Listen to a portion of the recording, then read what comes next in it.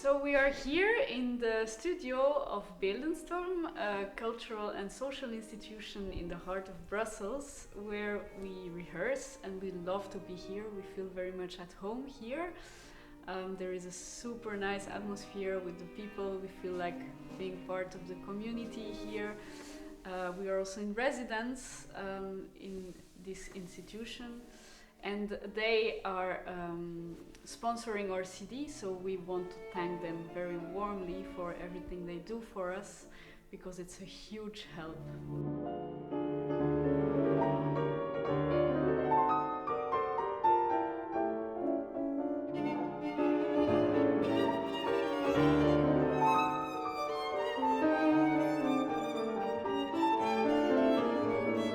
There is this nice and precious moments where, when we're in the process of rehearsing, that we can just run our program for people that are around here, and basically for us it's great.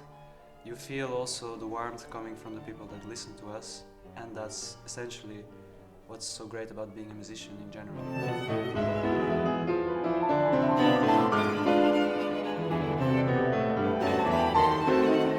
So for the recording, the single in Antwerp generously offered us their concert hall with the fantastic Steinway. And also there, during the recording days, we foresaw 2 moments where we played through the program as a live concert for a small audience, just to capture this kind of live energy and atmosphere, which is completely different than if you would just be recording for a few days in a studio.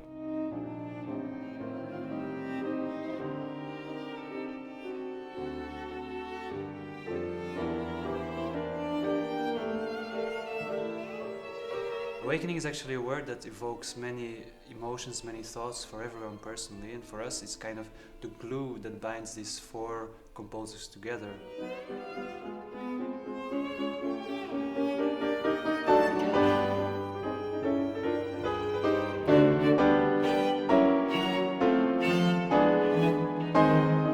Scrabbing is actually a short piece that was written for the piano, but sounds equally great, I must say, in the piano trio arrangement.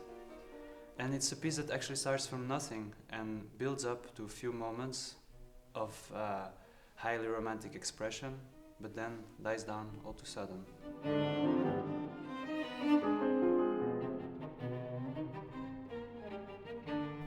How about Souk? What? No comment.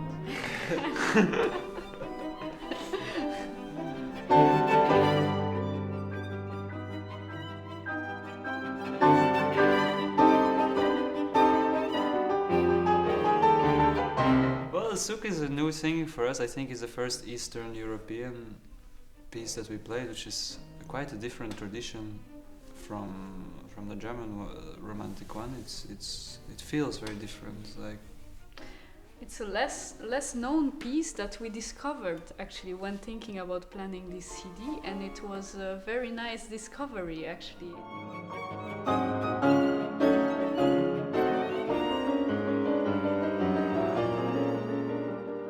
It's a bit like a short story. It's very visual. You know, there is a lot of things happening very, very quickly. There is a lot of descriptions. I find it's very visually stimulating.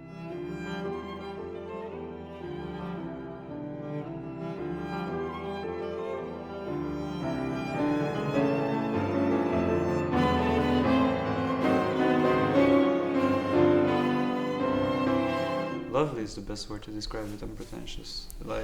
This fits perfectly.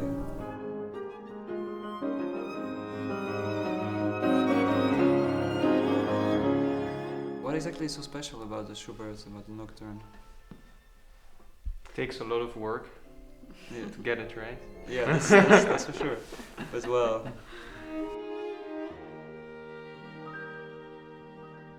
What's the big challenge is the fact that it's on one hand very delicate, but on the other hand it has to feel very natural, and you have to just let go and try to make it fly, kind of, as in a lot of music of Schubert.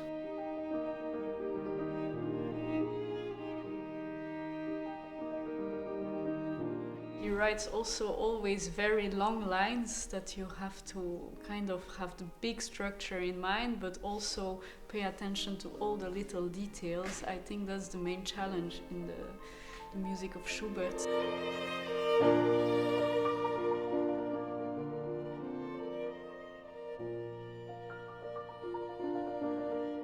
Paul, what do you want to tell us about Mendelssohn?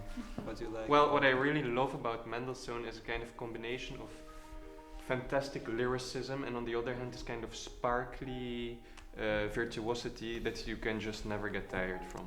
But also there is a lot of fire in this piece.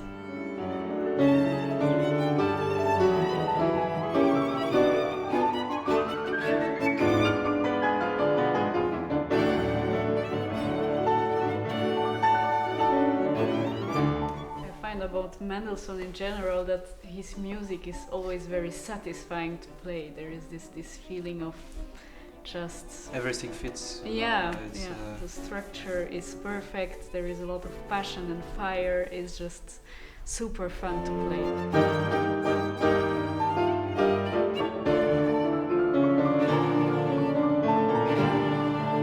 What's special about playing piano trio as a chamber music form? I think we would agree that it's the versatility in the instrumentation which makes it really interesting. For example, Alice and I, often we can be really like in the strings, a reduced string quartet, and really try to cultivate that kind of atmosphere and expression.